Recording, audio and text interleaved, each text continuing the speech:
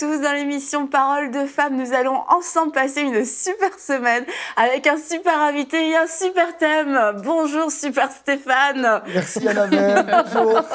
T'es super content? Ouais, super content, ça fait 1 an que j'attends ça. 1 an. Oui, C'est super lent, hein. Oui, super long. Et vous êtes super. Merci.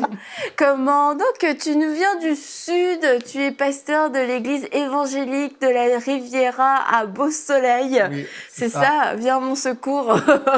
C'est ça, et tu es venu nous voir, nous revoir, parce que c'est vrai qu'il y a plus d'1 an, tu étais venu et tu avais participé à l'émission Paroles de Femmes. Tu avais parlé du disciple, tu t'en es tout juste remis et puis tu as dit, c'est bon, allez, j'y retourne. C'est ça. Que le Seigneur me fortifie, ça va super bien se passer. Le sacrifice de la mission. Ouais, vraiment. Ça va, t'es en forme? Ouais, ça va, j'ai pris le thème de la grâce en plus, donc ça risque bien d'aller. La grâce va se manifester sur ce plateau. Il faut une grande grâce, mais ça va aller, ça va aller. Surtout Nous avec toi, allons mais te ça va aller. manifester toute la grâce que nous avons. Merci Mathilde, merci Mathilde, merci. Je reçois, merci prière. Mathilde. Alléluia. Et puis j'aimerais aussi dire que Anne est de retour. Alléluia. Je vous avais dit que Anne n'était pas partie définitivement. Je ne vous avais pas menti. Elle est revenue. Vous êtes contents. Nous sommes super contentes aussi de retrouver Anne. Alors bienvenue à toi, Merci, Anne. merci. Ça fait plaisir de te voir de te retrouver parmi nous. Ben, c'est pareillement. Avec notre super invité. Avec en notre plus. super invité en plus. Donc, super invité, super Oui. Stéphane. Annabelle. Tu vas nous parler toute la semaine de la grâce, Oui. comment expérimenter la grâce de Dieu, à parce fait. que c'est un sujet qui est super important. Oui. Il y a tellement de femmes, je pense, qui vivent des défis au niveau de la condamnation, de la culpabilité, et qui n'arrivent pas en fait à s'en sortir. Et je crois vraiment que le message de la grâce a cette puissance de libérer les gens et de nous faire comprendre qui nous sommes et comment fonctionner dans cette grâce. Et c'est ce que nous allons voir avec toi aujourd'hui. Tout à fait, la grâce, c'est la bonne manière de vivre la vie chrétienne. Il y a plusieurs textes qui encouragent à grandir dans la vie chrétienne, dans la foi, dans la grâce. Par exemple, dans Luc 2, verset 52, il dit que Jésus croissait en sagesse, en stature et en grâce devant Dieu et devant les hommes. Et l'apôtre Paul, on sait que lorsqu'il va parler également à son fils Timothée, il va l'encourager à se fortifier dans la grâce de Dieu. Donc on peut grandir dans la vie chrétienne avec nos propres forces, c'est très très dur, on peut transpirer, c'est compliqué. Et également grandir en s'appuyant sur la grâce de Dieu. Si je peux juste donner une définition de la grâce, tu m'autorises, Annabelle ? Oui, j'allais te dire justement, donne-nous une définition de la grâce, parce que tout le monde n'a pas cette même définition, donc c'est bien d'établir ces choses. On en verra plusieurs dans la semaine, mais une, c'est la capacité divine qui vient s'unir à la faiblesse humaine et qui va permettre à l'homme faible d'opérer là où il était incapable d'opérer. Oh, tu Donc peux c'est- la redire. Faut la t'es bonne. répéter. Ok, on va commencer. On va dire encore. Capacité divine qui vient s'unir à la faiblesse humaine et qui va permettre à l'homme faible d'opérer là où il était incapable d'opérer. Waouh, En fait, on peut dire que c'est la force de Dieu qui C'est rencontre bon la faiblesse de Ouais, l'homme. en fait. vraiment. Gloire à Dieu.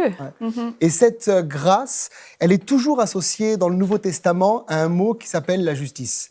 Et on voit par exemple dans l'Épître aux Romains plusieurs fois, Romains 3, versets 23 et 24, l'apôtre Paul va dire « Car tous ont péché et sont privés de la gloire de Dieu, et ils sont gratuitement justifiés par sa grâce, par le moyen de la rédemption qui est en Jésus-Christ.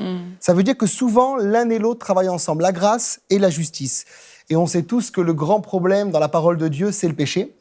Et que depuis la chute, l'homme est pécheur. Je ne parle pas qu'il est pécheur à cause seulement des pratiques de péché, mais à cause d'une nature. Il a reçu une nature adamique, une nature de péché. Et à cause de ça, il est séparé, il est coupé de la présence de Dieu. Et on sait que dans l'Ancien Testament, le moyen que les hommes utilisaient pour s'approcher de Dieu, c'était des rituels, des sacrifices, etc. Et il y avait plus de 600 lois à respecter pour atteindre cette justice. En gros, c'était impossible. C'est comme si je te dis, Annabelle, saute au plafond pour être justifié, c'est la même chose, c'est impossible. Pourquoi? Tu as compris le... Tu m'as déjà vu sauter? Il faut travailler un peu le cerveau, Annabelle. Mais il y a une bonne nouvelle, c'est que Jésus est venu. Et Jésus vient, et Jésus, il accomplit la justice de Dieu parfaitement. Et lorsque Jésus meurt à la croix, après il ressuscite d'entre les morts, et la Bible déclare que si je crois dans mon cœur et je confesse de ma bouche sa résurrection, je peux parvenir à la justice de Dieu. Donc c'est une grâce, c'est pas par les œuvres, pas par les efforts, pas par notre mérite, mais c'est vraiment une question de grâce. Et pour donner une définition de ce que c'est que la justice, pour ceux qui nous regardent, être juste, ça veut dire quoi? C'est pouvoir s'approcher de Dieu sans sentiment de condamnation ni d'infériorité parce que nous sommes enfants de Dieu. Waouh, c'est glorieux quand même. Wow. C'est glorieux, Annabelle. Ouais. Redis. Encore. La culpabilité, je fait de comprends, mais pouvoir- l'infériorité, vas-y, redis-la. C'est là. le fait de pouvoir s'approcher de Dieu sans condamnation ni infériorité. Ok. Parce qu'on est placé dans une position où il nous a déclarés justes. C'est vrai. Non pas à cause de nos efforts, mais à cause de l'œuvre de Jésus à la croix. C'est ça. Et beaucoup de gens s'approchent de Dieu, je vois dans la prière, dans les réunions de prière par exemple parfois, Seigneur, tu es tellement loin, je suis tellement sale. Et on a l'impression que Jésus n'est jamais mort à la croix en réalité. Alors que celui qui a compris qu'il est juste aux yeux de Dieu, déclaré juste, il s'approche sans condamnation et sans infériorité. Et ça change et ça révolutionne une vie. À tel point que c'est Jacques qui va dire que la prière fervente du juste a une grande efficacité. Mais si je prie le Seigneur sans comprendre que je suis justifié, ben je vais prier dans la condamnation, je vais prier dans la culpabilité, dans l'infériorité, et il n'y aura pas de prière fervente. Donc c'est important de mettre cette base-là, que la grâce et la justification sont l'un et l'autre liés. Vous vouliez dire quelque chose? Non, C'est glorieux. te laisser toute la place. Tu es trop gentil avec moi. Ça cache quelque chose, ça. Ça cache quelque chose. Je ne pas habitué comme ça. En tout cas, on peut dire également qu'en 2017, on a fêté un anniversaire important. C'était les 500 ans de la Réforme. Ouais. Ça faisait 500 ans que les réformateurs, Calvin en Suisse, Luther en Allemagne, ont eu cette révélation de la justification par la foi et comme une grâce. Ça- Je vais juste peut-être Oui. te laisser Anne faire un... Ah. Oui, tu peux nous Pourquoi faire comme un petit point sur la réforme pour ceux qui sont peut-être pas trop au courant de ce qui s'est passé. Ah, ben, vous pouvez aller écouter Bonjour chez vous. Non, mais Luther, c'est par Luther vraiment que c'est arrivé. C'était un moine Le allemand. BFF de Anne, je vous l'informe. C'est ça, je vous en informe. Je suis moins fan de Calvin, mais j'aime bien Luther.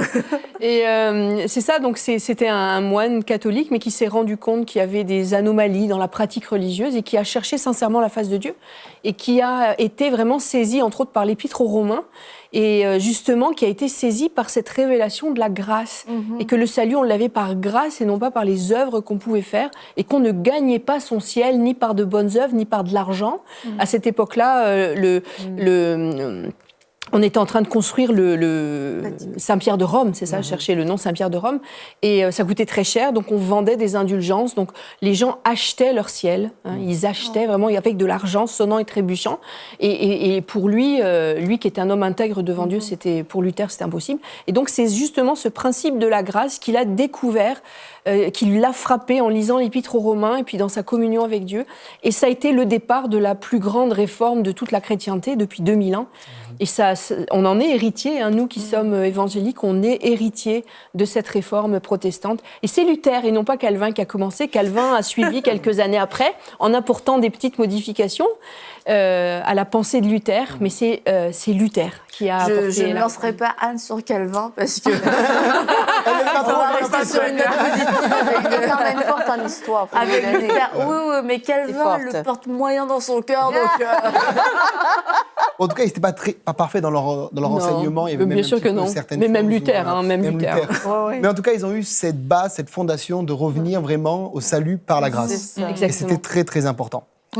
Mais c'est vrai que c'est encore très présent, même dans nos milieux, je dirais, où on sait qu'on n'est pas sauvé par les œuvres, mais on a l'impression, par contre, qu'on gagne l'amour de Dieu par nos œuvres. Et c'est là où on peut... Puisqu'on a compris que le salut n'était pas par les œuvres, on a l'impression qu'on a compris la grâce, qu'on a eu la complète révélation de la grâce. Mais quand on s'arrête sur notre vie chrétienne, on se rend compte qu'on s'attend beaucoup, en fait, on est beaucoup dans un rapport « je fais, donc Dieu fait ». Si je ne fais pas, Dieu ne fait pas. Je me cache parce que j'ai péché ou parce que j'ai eu envie de pécher et d'un seul coup, ma relation avec Dieu en prend un coup. Et quand on fait ce genre de constat, le but, c'est pas de se dire je suis un mauvais chrétien, voilà. Le but, c'est de se dire j'ai besoin d'avoir une plus grande révélation de la grâce de Dieu. Je l'ai eue pour le salut, mais je dois aujourd'hui l'avoir pour mon identité et pour ma vie chrétienne, en fait, au quotidien. Amen. Tu vois, tout le monde te laisse parler. Non, mais c'est C'est vrai, très c'est ce important. que j'avais dit, il faut laisser parler Stéphane. Très important, très important. Je souligne très important. En tout cas, la source de la justice, elle vient de Dieu. puisque plusieurs textes vont en parler. Paul le dira aux Romains 8, 33, 34. Qui accusera les élus de Dieu? C'est Dieu qui justifie. Qui les condamnera? Christ est mort. Bien plus, il est ressuscité, il est à la droite de Dieu et il intercède pour nous. Et même dans l'Ancien Testament, Jérémie disait dans Jérémie 23, verset 6, « En son temps, Judas sera sauvé. Israël aura la sécurité dans sa demeure. Voici le nom dont l'appellera l'Éternel, notre justice. » Donc on ne parle pas de la justice qui vient de l'homme et qui s'obtient par la loi, mais la justice qui vient de Dieu et qui s'obtient par la foi. Et c'est important de le comprendre. Et je pense que quelqu'un qui l'a bien compris dans le Nouveau Testament, c'était l'apôtre Paul. L'apôtre Paul, il avait cherché à obtenir cette justice par la loi, à tel point que dans les Philippiens, en Philippiens 3, il dira qu'il était irréprochable à l'égard de la justice de la loi. Donc il faisait vraiment tout, il était hébreu, né d'hébreu, à l'école de Gamaliel, etc. Mais toutes ces choses, lorsqu'il a la révélation de Christ, il va les regarder comme de la boue pour obtenir la justice qui vient de Dieu par la foi. Donc on ne parle pas d'efforts, de transpiration qui vont produire une justice, mais c'est Dieu qui établit la justice. Et la justice de Dieu, elle s'obtient par la foi, au travers le sacrifice de Jésus. C'est important de le souligner parce qu'au début de ma vie chrétienne, par exemple, avant que j'ai ce manque de révélation, je pensais vraiment que c'était ma justice qui comptait, mes heures de travail. Ouais. J'ai jeûné tant de fois cette semaine, j'ai prié tant de fois, j'ai lu ma Bible tant de fois, j'ai fait tant de visites cette semaine, et j'apportais ça à Dieu comme quelque chose d'extraordinaire. Mais la Bible dit que nos œuvres, notre travail, c'est rien pour Dieu. Ouais. Donc, quand j'ai compris que ce n'était pas ma justice, mais c'est Dieu qui met vraiment la justice, la justice divine, elle s'obtient par la foi, c'est Dieu qui l'établit plutôt. Et c'est une justice qui n'est pas par les œuvres, mais par ce que Christ a accompli à la croix. Et ça m'a libéré. Hein. Ouais. Mais comment toi, tu as justement eu ce changement? Est-ce qu'il s'est passé quelque chose? Tu t'es dit, il y a quelque chose qui cloche dans ma vie? D'être toujours jamais assez bien devant Dieu. Ouais. Voilà. De se dire, mais purée, j'ai tout fait. Ce matin, ça va, j'ai bien prié cette semaine, j'ai un bon culte. La semaine d'après, j'ai un peu moins fait, je ne suis pas bien. Et je me suis dit, mais il y a un problème, Jésus n'est pas mort pour ça. Et le Saint-Esprit a commencé à m'enseigner, a commencé à me conduire dans tous ces chapitres des Romains, etc., les Galates aussi, où vraiment Paul va dénoncer le fait qu'on n'est pas justifié par les œuvres, mais par la foi et par la grâce. Et là, il y a un sentiment de condamnation qui part, c'est extraordinaire, on est libre.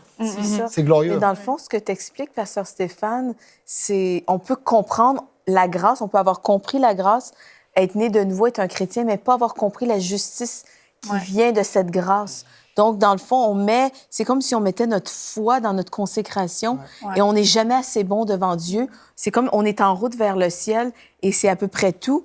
Mais ce qui est merveilleux que tu nous expliques aujourd'hui, c'est que la grâce de Dieu nous rend justes. Amen. Et c'est qu'est-ce qui nous donne accès, dans le fond, auprès du Père.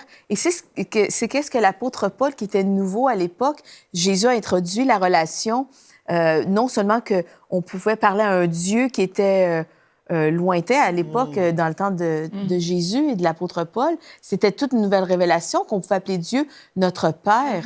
Et c'est qu'est-ce qui nous rend la justice de Dieu, qu'est-ce que Jésus a tout fait à la croix. Il a pris notre péché, il a pris notre honte, il a pris notre condamnation. Et c'est ce qui fait qu'on peut avoir une relation avec Dieu. Et Dieu, dans la vie chrétienne, dans le fond, c'est d'avoir... Dieu veut qu'on soit restauré. Et c'est merveilleux. Si on sait qu'on est justifié, eh bien, on peut se présenter tout à fait en liberté devant Dieu. Mais si on met juste notre foi dans qu'est-ce que j'ai fait, mais c'est certain, on ne se sentira jamais assez bon. Parce que la loi revient toujours, si je n'ai pas bien compris. Aucun homme, comme Pasteur Stéphane dit, ne peut mettre en pratique tous les commandements de Dieu, sinon tu te perds là-dedans. Mais par la grâce, justement, de Dieu, on peut marcher dans la justice. Par la grâce de Dieu, on peut être... on est juste, en fait, parce que Jésus a donné sa vie pour nous. Et c'est accepté par la foi, en fait. C'est juste accepté par la foi que, OK, Jésus l'a déjà fait, moi, j'ai plus à porter ces trois-là. Jésus a déjà porté mes péchés, Jésus m'a déjà justifié. Donc, c'est pas mes actions qui vont me justifier, c'est vraiment vivre par la foi que de comprendre ça et accepter que, en fait, de nous-mêmes, on n'y pouvait rien. Il y avait une nature, comme le pasteur Stéphane a dit, en nous qui était le péché. Et Jésus a enlevé cette nature-là en nous. Quand il est mort, il est ressuscité. Et comprendre ça, mais c'est ça qui fait qu'on peut s'approcher de Dieu avec assurance. C'est ça qui fait qu'il n'y a plus de barrière entre Dieu et nous.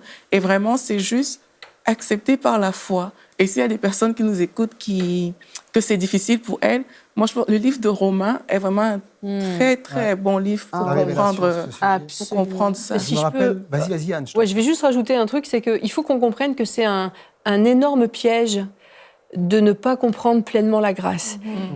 On la comprend par rapport à l'éternité. Ok, j'ai été racheté par grâce, Dieu a pardonné c'est le vrai, c'est péché, vrai. j'ai l'éternité. Mais on n'arrive pas à la saisir pour notre quotidien. Et notre éducation, le contexte religieux aussi traditionnel fait que on a toujours pensé nos actions selon la récompense. Ouais. Hein, j'agis bien, donc je suis récompensé. Et les schémas religieux traditionnels, c'est ça. C'est je fais des bonnes actions pour plaire à ma divinité, quelle qu'elle soit d'ailleurs. Et à l'école, j'ai des bonnes notes, je m'applique, j'ai des bonnes notes. À la maison, je m'applique, maman est contente, papa est content. Et on a dès l'enfance un schéma de récompense qui s'imprime en nous. Et ce qu'on n'arrive pas à comprendre, c'est que Dieu, c'est pas une récompense d'aller au ciel. Il a tout payé pour nous. Et c'est un gros piège, ça enferme, c'est une vraie prison quand on n'arrive pas à comprendre ce qu'est la grâce. Et si on n'arrive pas à la comprendre, je pense que c'est un sujet de prière majeur dans notre vie. Parce qu'on a pu comprendre la vie éternelle, le salut en Jésus-Christ, puis être complètement coincé dans ces « j'en ai pas fait assez, Dieu est pas content de moi, c'est pour ça que les portes sont fermées, c'est parce que je suis pas assez ci, c'est parce que je prie pas assez bien, parce que je lis pas assez bien ma Bible ». Et on se complaît dans une culpabilité alors que Jésus a tout payé pour ça. Et c'est vraiment, je pense, une priorité dans notre vie spirituelle à tout le monde, de se placer devant Dieu en disant « Seigneur, est-ce que j'ai vraiment compris ce qu'est la grâce ?» Ouais, moi, je me rappelle avoir écouté une fois un prédicateur qui posait la question « Est-ce que vous êtes juste aux yeux de Dieu ?» Et j'étais là, jeune converti, et pour moi, c'était clair, c'était non. Hein. Je regardais ma vie pratique, mes œuvres pratiques. Bon, c'était pas tout était mauvais quand même, hein, mais quand même, c'était quand même pas toujours parfait. Donc moi, c'était non. Et quand l'Esprit de Dieu m'a révélé que c'était oui, non pas sur mes critères, mais sur la base de ce que Jésus a accompli, ma vie a été transformée. Et du coup, j'ai enseigné ça à l'église. Et je me rappelle, à l'époque, c'était il y a longtemps, un ancien était venu me voir en me disant « Mais tu peux pas dire qu'on est juste. » Je dis « Waouh, mais il y a un problème là. Il y a un manque de révélation. » Et je lui dis « Mais tellement de gens sont dans les églises et ne savent pas qu'ils sont justes aux yeux de Dieu. Ouais. » Et le bilan que j'ai fait en faisant des réunions, des visites avec des gens, etc., c'est que la plupart des gens se sentent coupables. Ouais, ça c'est vrai. On a l'impression, c'est comme si, quelque part, pour donner cet exemple, c'est comme si je vais me doucher, et puis je sors de la douche, je sens bon, je mets du parfum, je mets du déodorant, etc. Et à peine sorti, je retourne encore à la douche, puis je ressors, je vais à la douche, et la plupart des gens font comme ça. Jésus les a lavés par son sang, et à peine ils sont en train de vivre une vie, « Ah Seigneur, je te demande pardon. Ah Seigneur, t'as l'impression que jamais ils vivent libérés de la culpabilité. C'est vrai. Ils sont constamment sous un poids écrasé. Une fois que t'es propre, quoi. Non, Annabelle? Dans le cas de la douche, là, Oui, pour la journée, Annabelle. Pour la journée, Annabelle. Pour la journée. Et c'est exactement ça. C'est que, comme on l'a tous finalement dit, il y a une révélation qui est là, je pense, pour beaucoup, mais qui manque au quotidien parce que on s'est laissé peut-être mettre sous des jougs religieux parce qu'on a été exposé à certains enseignements et tout simplement, même rien de spirituel, entre guillemets, c'est la société nous enseigne ça. Tu fais quelque chose de bien, tu as une récompense. Tu fais quelque chose de mal, il y a des conséquences. Et le monde fonctionne comme ça. Tu es un mauvais employé, tu es viré. Je peux juste rajouter aussi quelque chose, c'est qu'il me semble que la compréhension de la grâce, elle est intimement liée avec la présence de l'Esprit dans notre cœur. Et quand tu remarques dans les mouvements religieux, même évangéliques, plus on s'éloigne de la présence du Saint-Esprit, plus on tombe dans du légalisme. On fait des actes. On fait des actes et on essaye de cadrer, de faire bien ci, de ne pas faire ça, d'avoir la bonne longueur de jupe, d'avoir la bonne longueur de cheveux. Et en fait, ça, c'est typique. Plus on perd cette communion intime avec l'Esprit de Dieu, plus on va tomber dans des actions, parce que justement, on a cette culpabilité qui revient. Et au contraire, plus on a la présence de l'Esprit dans notre vie. vie... l'a quitté, il a voulu s'habiller d'un habit... Oui, exactement. On veut couvrir la nudité. On veut couvrir la nudité, c'est exactement le même principe. Et quand tu as la communion avec l'Esprit de Dieu, que l'Esprit de Dieu vraiment est actif dans ta vie, que tu as une présence de Dieu dans ta vie, eh ben, la grâce devient beaucoup plus facile à comprendre. C'est quasiment comme des vases communicants. Tu perds l'un, tu gagnes l'autre. Tout à fait. Et je crois que c'est important de dire également, en ce qui concerne les péchés, que dans Michée 7, verset 19, je reviens à la parole, Annabelle, je crois que tu me regardes, il est écrit « Il aura compassion de nous, il mettra sous ses pieds nos iniquités, tu jetteras au fond de la mer tous les péchés. Et je rajoute, il a mis un panneau avec écrit « Pêche interdite ». Donc c'est fini. C'est terminé. Il a pris nos péchés, il les a jetés au fond de la mer. Quand c'est confessé, c'est confessé. Je vois trop de gens qui confessent encore les les péchés 100 fois alors que c'est déjà fait, ils sont pardonnés, le sang de Jésus est passé. Ils recommencent. Et je dis, mais arrêtez. C'est terminé. Une fois que c'est confessé, c'est effacé. Maintenant, s'il nous arrive dans notre vie chrétienne de chuter, de tomber, de pratiquer le péché, il y a une bonne nouvelle, on a un avocat auprès du Père. Et c'est clairement ce que la parole dit dans 1 Jean 2, verset 1. Mes petits enfants, je vous écris ces choses afin que vous ne péchiez point. Et si quelqu'un a péché, c'est pas quelque chose qu'on pratique volontairement, ça peut arriver. On a fait une erreur. Nous avons un avocat auprès du Père, Jésus-Christ le juste. Et lui, il intercède pour nous. Donc à partir du moment où un chrétien qui a péché va confesser son péché, le sang de Jésus va purifier sa conscience. Nous confessons nos péchés pour la purification de notre conscience, pour éviter qu'elle soit souillée et que l'ennemi vienne nous condamner. Et nous sommes justifiés, nous demeurons dans cette justice. Et c'est important de le souligner. Et c'est pour ça que l'apôtre Paul va déclarer quelque chose d'extraordinaire dans Romains 8, 1. Il va dire « Il n'y a donc maintenant plus aucune condamnation pour ceux qui sont en Jésus. » J'ai envie de crier, mais je me calme là. C'est tellement glorieux. C'est tellement glorieux. On dirait Pasteur Gilles qui a un fou. Alléluia. Merci, Vraiment, c'est le pour maintenant certains, qui est glorieux. Mais pour certains, c'est comme c'est trop beau pour être vrai. Je vis de la condamnation, je vis de la culpabilité, je me sens continuellement sale. Et dans mon rapport avec Dieu, j'ai l'impression que ça honore Dieu, en fait, de dire, mais Dieu, je ne suis rien devant toi, je suis indigne, je ne mérite rien, etc., etc. Et du coup, c'est devenu comme une normalité. Mais des gens en souffrent, des gens aspirent à cette vie dont on parle, à cette grâce. Et je crois juste que faut le prêcher, il faut le dire pour savoir que ça existe, parce que tu vois cette personne qui est venue te dire tu peux pas enseigner ça, on n'est pas juste. Il y a des milliers, des millions de gens qui ont été exposés à ce genre de choses. Non, nous ne sommes pas juste, tu ne peux pas y aspirer, même si c'est une souffrance pour toi. Et le fait de faire cette émission et d'aborder ce thème, c'est de dire c'est pas trop beau pour être vrai, c'est la vérité de la parole de Dieu qui dit que nous sommes justifiés. Et même, j'allais dire, il y a un autre piège, c'est de penser que c'est faire preuve d'humilité, que de se placer sans cesse devant Dieu en disant j'ai péché, je suis sale, je suis pas parfait. Et ça, c'est vraiment un mensonge, parce que ça, c'est absolument pas de l'humilité, c'est un refus de la grâce.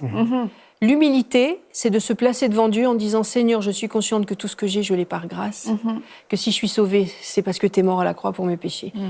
C'est ça la vraie humilité. C'est de dire « Je n'ai rien par moi-même, mais que toute grâce parfaite me vient d'en haut, du Père des Lumières. » C'est ça la vraie humilité. Amen. Mais de se flageller, de se cogner, de se taper la poitrine en disant « J'ai péché », c'est absolument pas ça. Parce que même, j'allais dire, c'est même un signe d'orgueil. Parce que quelque part, tu te substitues à Dieu en t'érigeant comme juge de tes propres actes. Ben non, c'est Dieu qui te juge, c'est pas toi. Puis ça tombe bien, il a donné quelqu'un pour payer à ta place. C'est important de le souligner. De Jésus, en fait. C'est important de le souligner parce que le péché, Jésus l'a porté en son corps sur le bois. Voilà. Il y a plusieurs textes qui le disent dans 2 Corinthiens 5, verset 21, celui qui n'a point connu le péché parce qu'il a été parfait, il l'a fait devenir péché, non pas pécheur, pour nous, afin que nous devenions en lui justice de Dieu. Donc Jésus n'a pas été un pécheur. S'il aurait été un pécheur, ça veut dire que dans son esprit, il aurait été tenu par cette nature de péché, mais il a connu le péché en son corps. Donc sur son corps, il y a eu un transfert entre le péché du monde pour que nous recevions la justice de Dieu. Donc Jésus a porté vraiment le péché. Et le fait de ne pas croire ça et le fait de vouloir faire plus que la croix, c'est mépriser l'œuvre de Jésus à la croix. Et j'encourage, il y a des gens qui enseigner la croix. C'est la croix qui libère. C'est le message de la croix qui rend libre les gens. La révélation de la croix me donne d'être libéré de la culpabilité. Amen. Mathilde, je te sens. Je te connais un peu, vas-y Mathilde. Oui, on parle des traditions et ce que je voudrais juste ajouter, c'est que l'amour de Dieu est comme la grâce et la justice de Dieu sont l'extension de l'amour de Dieu. Et quand je refuse la grâce et la justice de Dieu, c'est comme si je refusais l'amour de Dieu. Au même titre que si je crois que je dois travailler pour gagner mon salut, c'est comme si je dois travailler pour gagner l'amour de Dieu. Et tout ça, c'est le contraire de la parole. L'amour de Dieu est inconditionnel. Dieu nous aime comme nous sommes et c'est par la grâce que je suis sauvée. Et c'est de marcher par la foi, ça prend une révélation. Et aujourd'hui, je prie que toutes celles qui nous écoutent reçoivent cette révélation parce que c'est une révélation de comprendre la grâce, la justice et l'amour de Dieu. Ça se reçoit par la foi, de croire que Dieu m'aime sans que je n'ai rien à faire, que de croire que si je crois dans le message du salut, le message de la croix, je reçois Jésus-Christ comme mon sauveur. C'est une question de foi. Et donc, ça, c'est une très grande révélation de savoir que je peux juste être dans la présence de Dieu et que je n'ai pas besoin de faire pour être accepté. Donc, Dieu nous aime inconditionnellement et la grâce et l'amour de Dieu sont reliés avec sa justice. Tout ça, ça va ensemble et tout ça, c'est gratuit et c'est une révélation. Je prie vraiment que les femmes reçoivent cette révélation aujourd'hui, parce que ça libère. C'est un message d'amour, c'est un message de liberté. Jésus, c'est un message, c'est un message glorieux, le message de Jésus. Et vraiment, je prie vraiment que les femmes reçoivent. J'aimerais qu'on termine l'émission et que tu puisses prier pour que cette parole devienne une révélation et que les yeux s'ouvrent. Je vais justement prier pour ça. Quand j'ai commencé cette émission, j'avais une image dans mon esprit, je voyais comme des gens fermés dans une salle noire, il y avait des ténèbres, ils étaient vraiment comme écrasés, ils étaient comme courbés. Et vraiment, je tentais de prier justement pour que Dieu puisse relever, redresser, que tous les esprits religieux qui sont liés à ces mensonges puissent dégager au nom de Jésus. Amen. Et que les gens soient libres. Amen. On veut qu'ils soient libres. Alléluia. Amen. Alléluia. Jesus praise the King of Lord, the Jesus name of the Lord. Père, nous te prions maintenant pour tous ceux qui ont reçu cet enseignement, que cette révélation vienne les libérer sur la base de ta parole, sur la base de ce que Jésus a fait sur la croix. Seigneur, on était des pécheurs, on n'avait rien mérité, mais tu es venu, tu t'es donné pour nous, et la vérité nous rend libres aujourd'hui. Nous sommes justifiés par la foi et par la grâce, et que tous ceux qui ont entendu cela et qui sont liés encore par des esprits religieux, Père, reçoivent maintenant leur délivrance au nom de Jésus.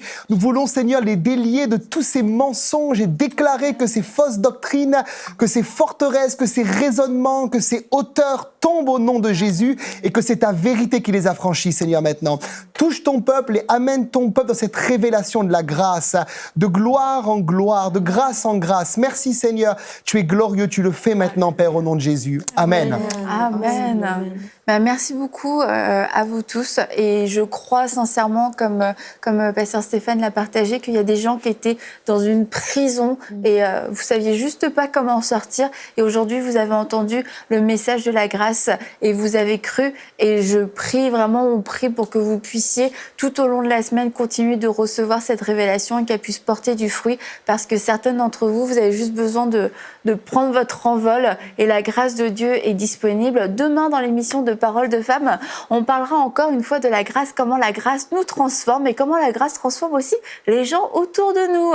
Donc ne manquez pas cette émission demain dans Paroles de femmes. À bientôt.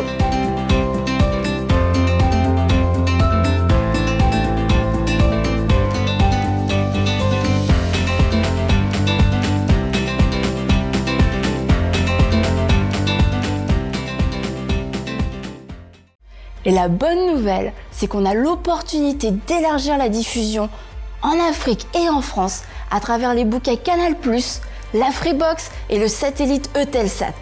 Cela nous permettra de toucher des millions de nouveaux téléspectateurs. Et pour que cela soit possible, nous avons besoin de 1500 visionnaires qui s'engagent à donner 1 000 € ou plus. Ensemble, nous allons relever ce défi. Vous pouvez faire votre don sur emcitv.com en une seule fois ou en plusieurs mensualités. Dès maintenant, donnons pour amener EMCI TV à une nouvelle dimension.